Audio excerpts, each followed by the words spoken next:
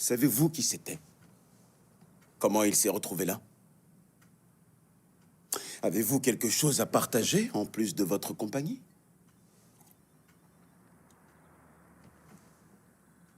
D'accord, très bien. Dans ce cas, je ne vais pas perdre le reste de mon après-midi. Peut-être qu'un avocat vous aidera à vous ouvrir davantage. Je veux pas d'avocat. Il sait parler. Quand il en a envie. Et pourquoi vous n'en voulez pas? Parce que j'ai tué personne. Pas récemment, en tout cas. Et pas dans cette ville. C'est impossible. Qu'est-ce qu'il y a? Ce mec-là, Reacher, il apparaît pas dans le fichier des empreintes, alors je l'ai cherché ailleurs. Seulement, il n'a ni Facebook, ni Snapchat, ni Instagram. Pas de permis de conduire, pas de prêt, pas d'assurance. Il a absolument aucun profil en ligne. La seule chose qui nous prouve qu'il existe vraiment, c'est qu'il est dans la pièce d'à côté. Jack Reacher, parent décédé, un frère Joe de 2 ans, votre aîné, ex-militaire, en charge du 10e bataillon des forces spéciales de recherche dans la police militaire, a éliminé plusieurs personnes au cours de ses fonctions. Tous les tirs étaient justifiés. Et si j'en déduisais que vous êtes capable de tuer de sang-froid et que vous avez l'expérience nécessaire pour savoir comment tuer quelqu'un et couvrir votre crime? Vous auriez raison. Mais pas cette fois-ci. Là, il y avait 3 tueurs. Je suis tout oui. Le tireur connaît très bien les armes à feu. Il utilise des balles subsoniques de petit calibre, 9 mm, 95 grains, et il a rajouté un silencieux. Il a également pensé à récupérer ses douilles. C'était pas sa première fois, c'est quelqu'un qui sait organiser un meurtre efficace et discret. Continuez. Il y avait aussi un type assez fêlé pour battre un corps post-mortem, un psychopathe en quelque sorte. Il a un profil totalement différent de votre tireur professionnel. Il y a un problème? Non. Et le 3e? Le psychopathe n'est pas soudainement devenu assez rationnel pour penser à cacher le corps, et le tireur n'est pas du genre à bâcler le travail en utilisant des cartons. Le 3e homme, lui, veut quitter les lieux au plus vite, alors il prend le premier truc qu'il trouve pour cacher le cadavre. Sauf que la victime était grande et ses pieds devaient dépasser, c'est pour ça qu'on l'a retrouvé. Quand on est grand, on n'a jamais la place pour ses pieds. C'est intéressant comme théorie. Mais vous correspondez quand même à la description d'un homme qui a été vu aujourd'hui, le long de la route près du lieu du crime. Parce que c'était moi. Je suis descendu du bus de Tampa et j'ai marché jusqu'à la ville. Greyhound ne marque pas l'arrêt à J'ai Margrave. jamais dit le contraire. Vous venez de dire que vous étiez descendu à Margrave. J'ai demandé au chauffeur de me laisser descendre. Pourquoi? À cause de Blind Blake. Bien, je peux savoir qui c'est? Un chanteur de blues. La légende dit qu'il est mort à Margrave. Je voulais en apprendre un peu plus sur lui. J'adore la musique. En résumé, vous n'avez ni adresse, ni téléphone. Vous prenez un bus à Tampa avec 212 $ en poche, une brosse à dents et une médaille de guerre, et vous faites près de 800 km, tout ça pour découvrir la vie d'un musicien. C'est tout ce que vous avez fait ces dernières 24 heures. Non. J'ai aussi été dans un diner, j'ai pris une tarte aux pêches, et j'y ai pas touché parce qu'on m'a arrêté pour meurtre. Bien.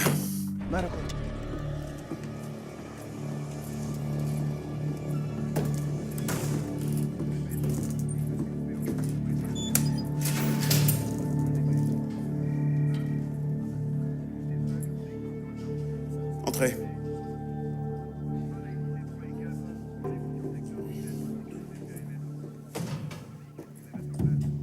Reacher, venez avec moi. Non. Je vous demande pardon. Pas tant que j'aurai cette chose autour des poignets. On sait tous les deux que j'ai tué personne et c'est très inconfortable. Allez chercher un cutter. Pas la peine. Je m'en occupe.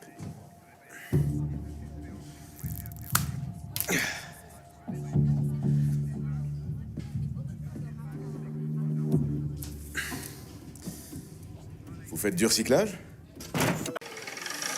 J'étais sûr que vous feriez un saut ici avant de partir. Je deviens vraiment prévisible. Cela dit, je vous attendais plus tôt.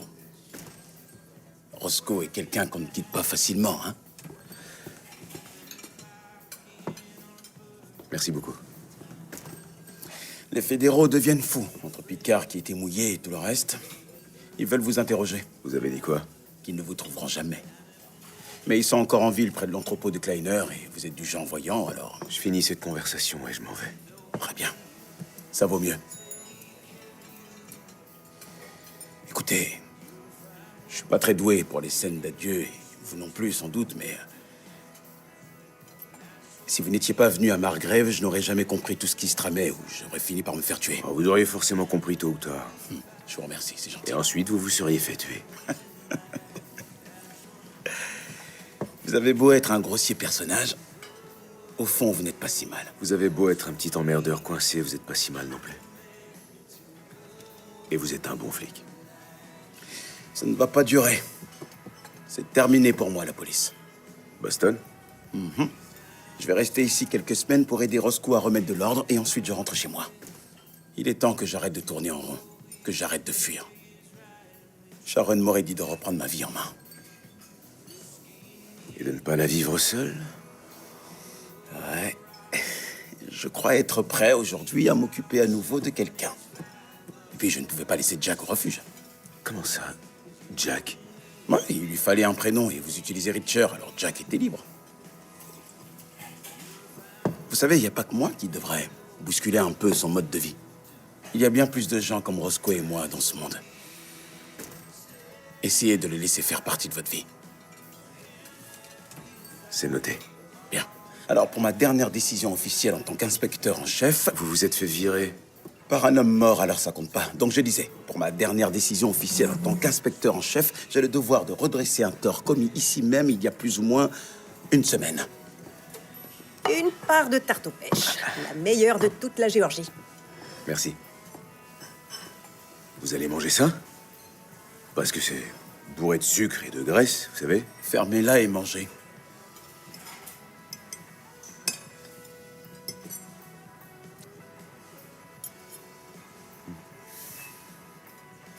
Alors, ça valait le coup? J'ai connu mieux.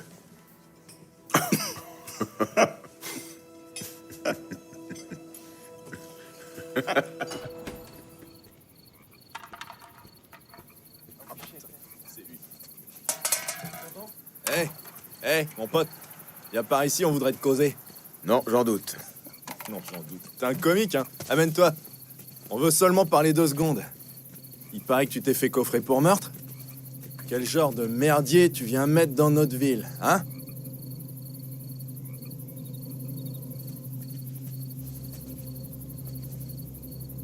Il y a une douzaine de canettes vides devant votre voiture, alors ça fait un moment que vous êtes là. Et vu que c'est pas l'endroit le plus stylé de la ville, je dois en conclure que vous êtes là pour moi. Laissez-moi deviner. Un blond friqué avec un beau pick-up vous a filé à chacun 50 billets pour s'occuper de moi? 100. Super. C'est pas le bonjour, les gars. Je suis pas d'humeur pour vos conneries. Hé! On n'a pas encore fini, mon pote.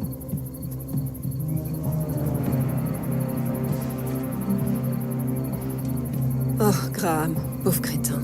Tu vas te faire démonter la tête dans 2 secondes. Non. Je vais seulement briser la main de 3 gamins ivres. Tu sais pas compter, on est 4. L'un de vous doit emmener les autres à l'hôpital.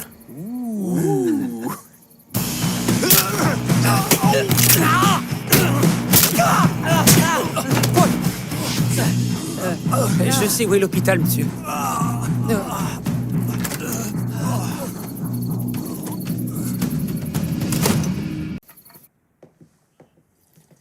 Chaud bouillant, noir comme la suie. Merci. Le café est à votre goût? Oui, ça va. Parce qu'il vient du trou du cul d'un chat. C'est une marque de riche que Zachary apprécie. Ils donnent les grains de café aux chats, puis ils fouillent leur litière après la grosse commission. Pourquoi faire? Apparemment, leur système digestif améliore le goût du café. Le café a un goût de café. On peut laisser les chats en dehors de ça. Tu me dois 20 $. Tu vois, il aime pas les minous. En parlant de minou, je donnerais cher pour être à la place de cette fourchette. T'aimes la crème? Je peux t'en donner autant que tu veux. Celle de ta mère? Elle a dit quoi, là? Elle dit que la crème vient sûrement de ta mère.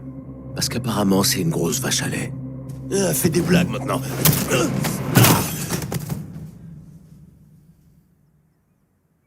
Et toi, t'as un avis sur les desserts? Non, mec. Je suis diabétique.